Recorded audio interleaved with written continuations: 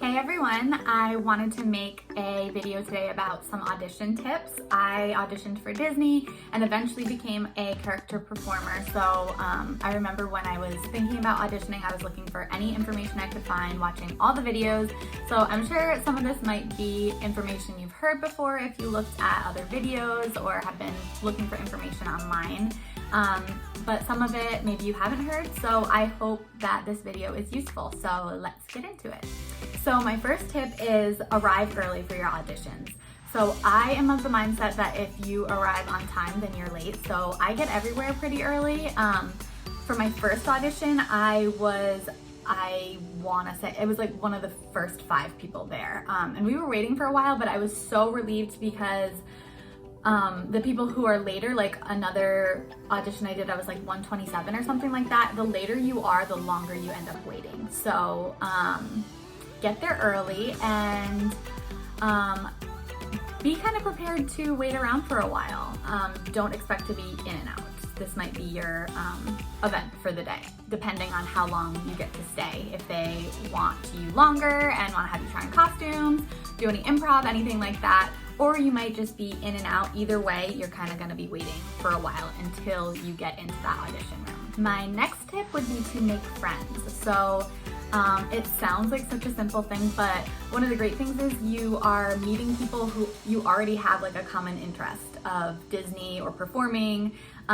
So you already have something you can talk about. So I have met so many great people auditioning, and I definitely recommend making friends, chatting with people, and you'll learn a lot too. Like some of them might get further along than you did, or maybe you will, and you can help each other out for future auditions. So definitely be friendly, be social, open up a little bit, and chat with the people around you. Another tip would be to bring a snack and water, comfortable shoes, and maybe like deodorant or like touch-up makeup. Like don't bring a whole like bag of things with you. I don't know if, I mean, I'm sure that's allowed, but you're not gonna have a ton of time, but like you wanna be feeling confident. So if you're so nervous and you go back there and you're like, oh, I really wish I had more deodorant, like you'll have that with you. Or if you're sweating and you wish you could like touch up your makeup, it's just nice, like extra stuff to have with you. Shoes, you, if you get farther enough along, far enough along that you make it to like the improv acting, you're gonna wanna be in comfortable shoes that you can move around in, but like character performer shoes, sneakers, those are all fine. You don't wanna wear like flip-flops, sandals, things like that. Now, this is a tip that might get me some criticism. I've heard people say the opposite before, but for me, so I remember when I was watching videos, people would always say, go with a fresh face, like don't wear makeup because then your face might not be versatile and someone may want you for this character, but you're dressed as this character, whatever. While I do agree you shouldn't really like channel any character specifically because someone might see you as like Elsa, but you're aiming for Alice and like those are different looks. So I will say I felt more comfortable going in with like a full face of makeup. So I kind of had like an idea of what characters I could be playing. I know I'm not going to be doing like a Jasmine. So I played up like my own features and I felt most confident and most comfortable having makeup on and feeling ready to like go out in a costume versus the first time I went to an audition with no makeup at all and I was like, yeah, I wouldn't pick me either, like what? So however you're most comfortable and most confident, that is how I would suggest showing up to the audition. So it's okay if you don't normally wear a lot of makeup or if you like to wear a full face. There are different characters and different character performers who wear different amounts of makeup. Some girls go really minimal, others wear like a ton of makeup. So however you feel most comfortable and confident and most like a cartoon character, then go for that. My next tip would be to wear clothes and shoes that are flattering and show your figure. That will give the casting directors like more of an idea of, you know, your shape. They have different costume sizes, and they just, I think, want to just get a general idea of like your body shape. And like I said before with the shoes, you want to be comfortable moving around. You don't know what you're going to be doing. You can have to pretend to like give a dog a bubble bath, and if you're in flip-flops like flopping all over the place, then that's going to make it a lot more difficult than it already is. Which brings me to my next point. So for this tip, I would say to practice improv and get comfortable with being really animated. So maybe something that could help is like that heads up game where you like put it on your forehead and like flip, and you kind of like have to act out. I know they have Disney versions, I've played them like a million times. And get comfortable giving yourself like different scenarios and having to like act on them really quick, because if you get to the improv portion of the auditions, then you want to know how to like transition really quickly, and how your character would act with certain prompts. So if they say, pretend you're wrapping a present, or pretend you're ballroom dancing, now pretend you're goofy ballroom dancing. You want to make those quick transitions and know exactly how to move and be ready to be animated, because that is something you do in training, and they want to see how animated you can be and how comfortable you are doing that. Now, I'm guessing if you're here watching this video, then you already probably know that you should be doing this, but my next tip is to do your homework. So know where the location of the auditions are, know what you're supposed to bring, know what time you're supposed to be there, like do your homework, and then, like I said, practice the animation, have yourself do some like dancing steps, practice reading scripts as different characters, things like that. My next tip is, if you can, work for a character company.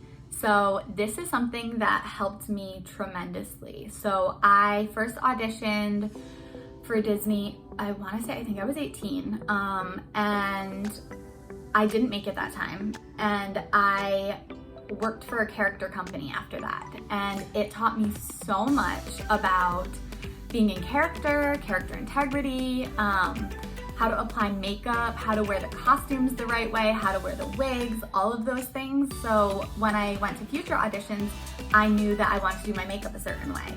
I knew that certain outfits were like more flattering for my figure than others, and things like that were really helpful to me. So working for a character company, especially if it's a high quality character company, you will learn so many things that will be useful to you as a character performer. So get familiar working with kids, get comfortable with that, comfortable with storytelling, improv, thinking on your feet. Like, you have to really think quick in a lot of different scenarios.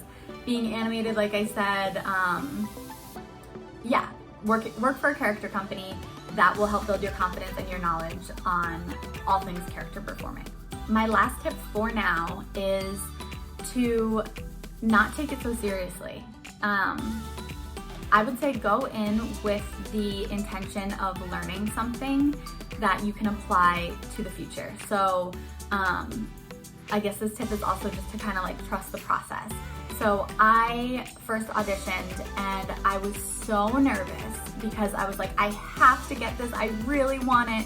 And it put so much pressure on me. I remember when I was standing in front of the casting director and they had a smile, I was like shaking because I was so nervous.